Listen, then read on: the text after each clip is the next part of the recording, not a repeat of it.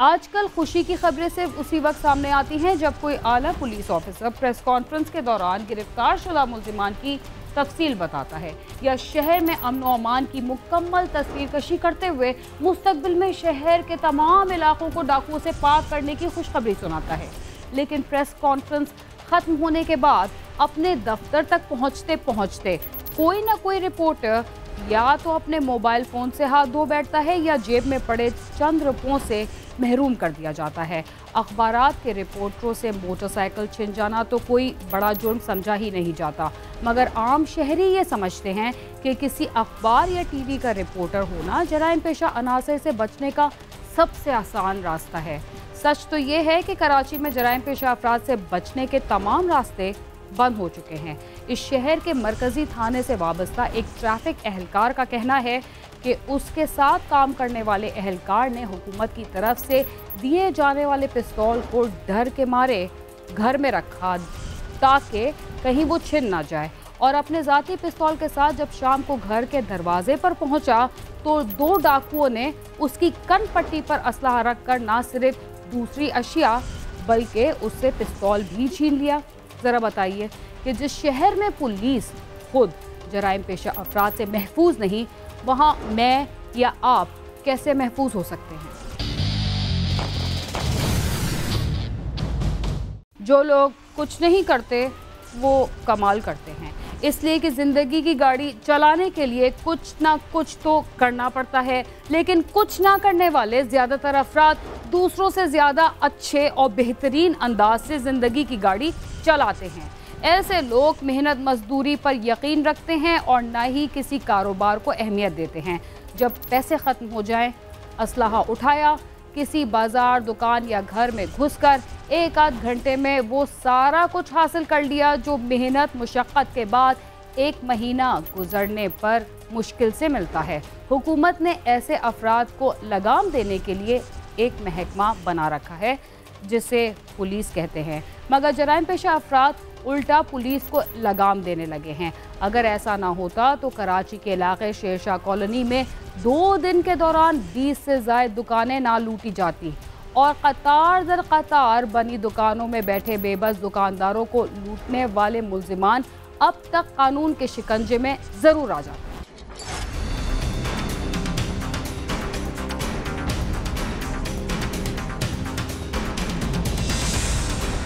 कराची में street crime की वारदातें मामूल की बात हैं।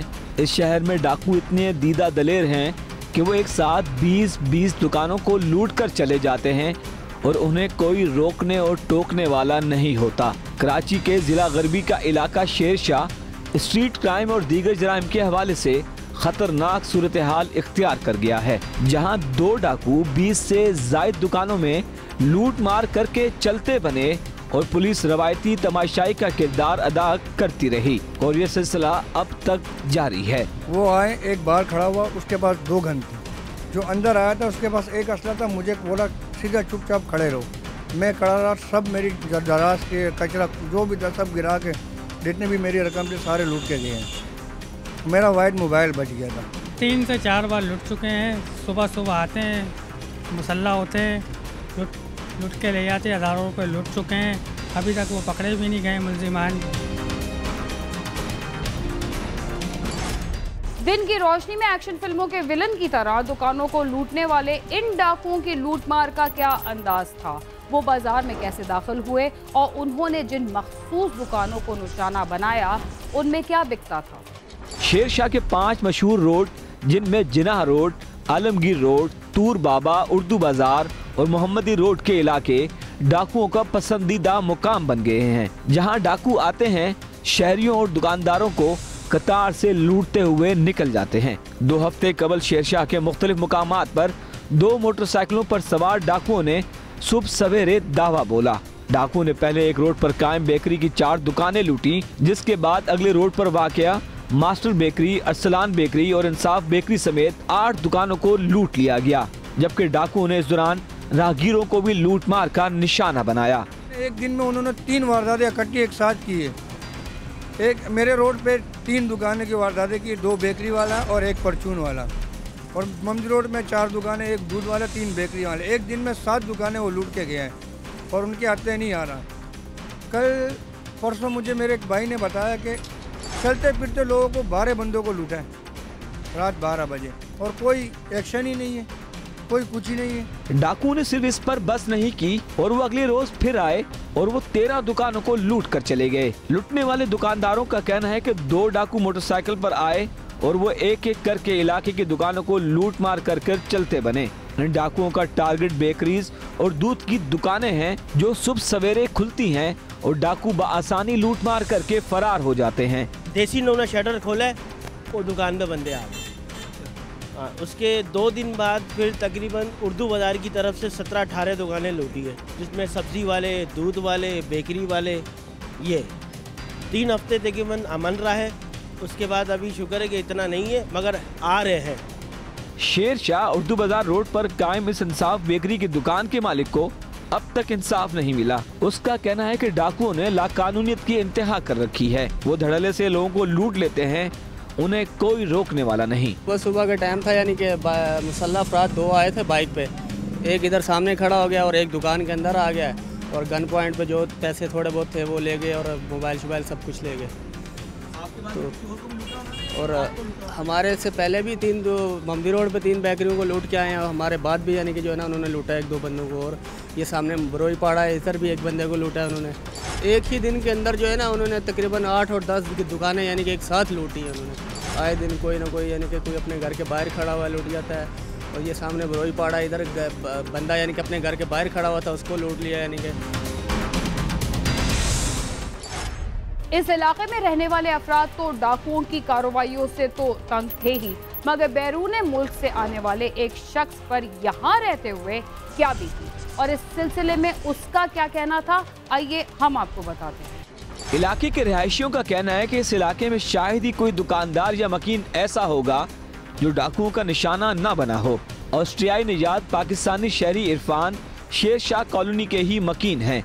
वो 1 माह कबल पाकिस्तान आए थे। उनका कहना था कि उन्होंने कोई ऐसा दिन यहाँ रहते हुए नहीं देखा जब किसी दुकानदार या शहरी को उनके इलाके में लूटा ना गया हो। हमारे इस रोड पर जब से मैं आया हूँ बहुत ज़्यादा डकैतियाँ हो रही हैं, हद से ज़्यादा डकैतियाँ हो रही हैं। और मुझे भी घर वालों ने कहा कि आप एहतियात से बाहर निकलें। हमारे जो शेरशाह थाने वाले हैं वो भी कोई ताउन नहीं कर रहा हमारे साथ, कुछ भी नहीं है। डेली हमारे एक दुकान छोड़कर दूसरी दुकान का ताला टूटा हुआ है, ताले भी तोड़े जा रहे हैं और बहुत ज़्यादा डकैतियाँ हो रही और सुबह के टाइम रही है। पुलिस से पता ही नहीं चल रहा है कि मैं खुद हैरान हूँ कि यार यहाँ का सिस्टम कैसे सही होगा हमारे पाकिस्तान का। ये हम लोगों ने अगर सिस्टम करना है तो ये जो गवर्नमेंट के बंदे बैठे वो क्या कर रहे हैं। कराची में लोगों को लूटना भी जैसे एक मशगला हो। ये मशगला सिर्फ आदि डाकुओं ने ही नहीं बल्कि शौकीन मिजाज नौजवानों ने भी अपना रखा है, जो पुलिस से डरे बगैर तसलसल से इसे जारी रखे हुए हैं। प्रोग्राम क्राइम सीन में वक्त हुआ एक मुख्तसर से वक्फे का, जिसके बाद हम दोबारा आपके साथ होंगे। तब तक आप समा के साथ ही रहिए।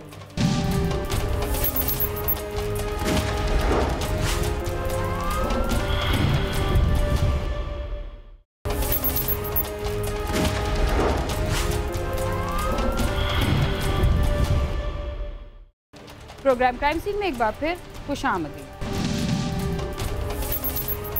वक्फे से पहले आप देख रहे थे कि शेरशाह के मरकजी इलाकों में डाकुओं ने दिन दहाड़े कई दुकानों को लूट लिया और पुलिस किसी भी मुलजिम को गिरफ्तार ना कर सकी। गिरफ्तारी तो दूर की बात, जाए वारदात के आसपास पुलिस का कोई नामो निशान तक नहीं था। आइए देखते हैं इस इलाके में लूट मार की इस बहुत बड़ी वारदात के अलावा चोरी और डकैती की कौन कौन सी मजीद वारदातें जारी हैं और इन वारदातों में शहरियों को उनके कौन से कीमती अशिया से महरूम किया जाता है। शेरशाह कॉलोनी के मकीनों के मुताबिक इलाके में पुलिस का गश्त न होने के बराबर है। दुकानदारों का कहना है कि एक तरफ कोरोना ने उनका कारोबार तबाह किया है तो दूसरी तरफ डकैत उन्हें जीने नहीं दे रहे। इलाके के दुकानदारों का कहना है कि आए दिन डकैती और चोरियां इलाके में मामूल बन चुकी हैं। गलियों से मोटरसाइकिलें चोरी कर ली जाती हैं तो दूसरी तरफ मकीन डर के मारे अपने घर से बाहर भी नहीं निकल सकते। इलाका मकीनों ने पुलिस के आला हुक्काम से मुतालबा किया है कि उनके इलाके में पुलिस के गश्त में इजाफा करने के साथ पुलिस की नफरी भी बढ़ाई जाए। पुलिस का गश्त यहाँ पे बहुत कम है, यकीन करें यहाँ तक कि गली के मोहल्लों के अंदर लड़के नहीं बैठ रहे, इसी डर से रात को अक्सर डकैत आते हैं, बाइकों के ऊपर वारदातें कर रहे हैं। कोई यहाँ पे जो है पूछने वाला नहीं है, कोई देखने वाला नहीं है। गरीब मजदूर आदमी वो कहाँ जाएगा? एक तो लॉकडाउन वाला चक्कर शुरू हो गया दोबारा से, और ये मकसद लूटा मारी दोबारा से बहुत ज़्यादा हो गई है। क्राइम सीन की टीम ने इस हवाले से शेरशाह पुलिस का मौक़िफ़ हासिल करने की कोशिश की, लेकिन उन्होंने मौक़िफ़ देने से इनकार कर दिया। अब ये बात तो साबित हो चुकी है कि शेरशाह के इलाके की आवाम डाकुओं के रहम करम पर ही रह रही है। जहाँ डाकू बड़े आराम से शहरियों को लूटते हैं और भाग जाते हैं। शेरशाह थाने की पुलिस सिर्फ मुकदमा दर्ज करके अपना फर्ज निभा रही है। कैमरामैन मोहम्मद उस्मान और रहीम खान के साथ सालिक शाह, समा, कराची। नशे के आदी अफराद से उस वक्त बच के रहना चाहिए जब उनका नशा उरूज पर हो, इसलिए कि इस हालत में उनकी सोच आसमान तक फैल जाती है और जिस्म हवा में उड़ने लगता है, और इश्क का मर्ज भी लाहक हो तो नशा इतना बढ़ता है कि 7 समंदर भी एक प्याली जितना दिखाई देता है। महबूब को पाने की ख्वाहिश बढ़ती ही चली जाती है और सामने कोई भी आए उसे चूटी की तरह मसलना कोई बड़ा मसला नहीं होता। लाहौर में नशे के आदी अफराद के दरमियान एक खातून भी बैठी थी। इस खातून पर उठने वाला तनाज़ा इतना बड़ा कि 2 दोस्तों ने मिलकर तीसरे को जिंदगी की नेमत से ही महरूम कर दिया।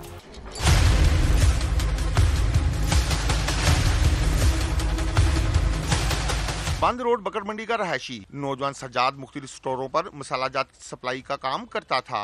वो आइस के नशे का आदी था, जिसकी वजह से उसके घर वालों के साथ भी लड़ाई ही रहती थी और वो ज्यादातर घर से बाहर ही रहता था। नशे की वजह से ही उसकी बीवी ने भी उससे तलाक ले ली थी। साजिद भाई ट्रेडिंग का काम करता था। ये मसालाजात जो होते हैं, जो देगों वाले या दूसरे, ये वो इनकी सप्लाई का काम करता था। ये पैक करके बेचता था लोहारी में, दूसरा इधर दुकानों पे, स्टोरों पे, ये इसका काम। इंडिपेंडेंट था वो, बच्चा तो था नहीं, यहाँ कोई ऐसा मामला तो नहीं था। मतलब शादीशुदा है, इंडिपेंडेंट अपनी लाइफ गुजार रहा था। एक्टिविटीज ठीक नहीं थी, नशा वगैरह में इन्वॉल्व था, वो करता था। सज्जाद की बंद रोड के रहायशी हारून के साथ गहरी दोस्ती थी, जबकि नाजिया नामी एक खातून और उनका एक मुश्तरका दोस्त शानी भी उनके साथ ही होता था। चारों रात को हारून के जेरे तामीर मकान में जाकर नशा करते थे। नाजिया भी तलाक याफ्ता थी और बंद रोड पर किराए के मकान में रहती थी। सज्जाद और हारून दोनों उससे शादी के ख्वाहिशमंद थे। दोनों की कोशिश थी कि दूसरा नादिया से दस्तबरदार हो जाए।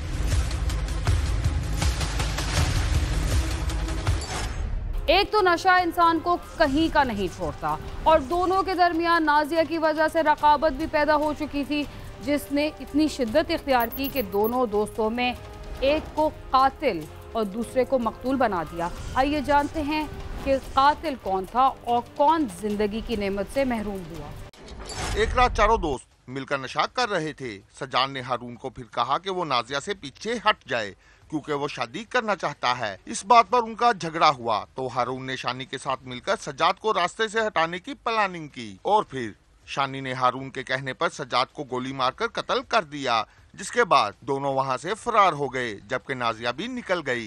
जो शूटर हमारे पास आइडेंटिफाई हुआ है वो बकौल खातून वो था शानी लड़का है जो कि हारून का दोस्त था। इस लड़ाई के दौरान वो उसको फायर मारता है सज्जाद चौधरी को, और ये दोनों हारून और शानी मौके से फरार हो जाते हैं और खातून भी मौके से फरार हो जाती है। अब तक की हमारे पास यही तफ्तीश है। इत्तला मिलते ही पुलिस मौके पर पहुंच गई। पुलिस ने लाश कब्जे में लेकर पोस्टमार्टम के लिए भिजवाकर मुकदमा दर्ज करके तफ्तीश शुरू कर दी। पुलिस ने फौरी कार्रवाई करते हुए नाजिया को हिरासत में लिया, जिसकी निशानदेही पर हारून और शानी को भी गिरफ्तार कर लिया गया।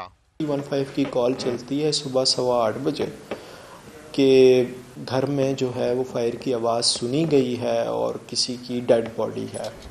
पुलिस रिस्पॉन्ड करती है, मौके के ऊपर फ़ौरन पहुंचती है, तो वहाँ से सज्जाद चौधरी नाम की, जो बाद में हमारे पास शनाख्त होती है डेड बॉडी की सज्जाद चौधरी की होती है, और साथ में एक खातून का वो बताते हैं कि कोई खातून थी यहाँ से जो कि भागी हैं। पुलिस अपनी तफ्तीश शुरू करती है। आला अफसरान इसके ऊपर फ़ौरन नोटिस लेते हैं और हमें डायरेक्शंस पास करते हैं कि आप इन्हें जो है ना वो अरेस्ट करें।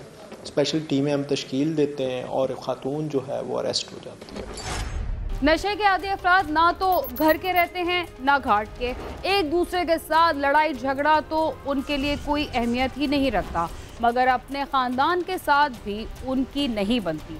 आइए देखते हैं कि मकतूल के ख़ानदान वाले उसके बारे में क्या कहते हैं और पुलिस का इस सिलसिले में क्या कहना है।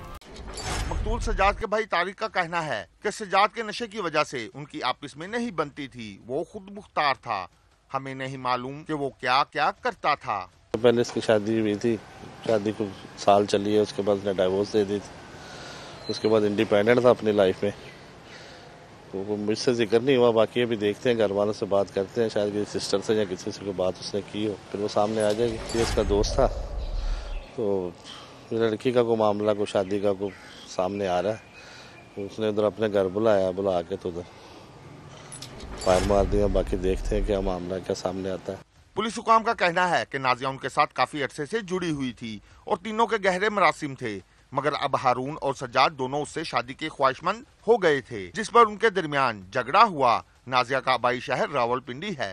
खातून से ये स्टोरी का पता चलता है कि ये वो अंडर कंस्ट्रक्शन हाउस था जो कि हारून नाम के किसी बंदे के पास था, और इस अंडर कंस्ट्रक्शन हाउस के अंदर बैठे वो कोई रात को कोई नशा, जिस आइस नशा, क्योंकि अभी प्रिलिमिनरी इंक्वायरी है, we haven't reach to the conclusion yet, उसमें वो करते रहे नशा और लड़ाई हुई है इस खातून की ही ऊपर।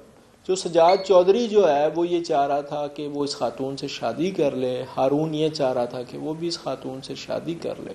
पुलिस का कहना है कि तफ्तीश के बाद जल्द ही चालान अदालत में भिजवा दिया जाएगा, जबकि मकतूल के उर्सा ने मुतालबा किया है कि मुलजमान को जल्द अज जल्द कैफे करदार तक पहुंचाया जाए। कैमरामैन खावर महमूद के साथ आमिर शहजाद, समा, लाहौर।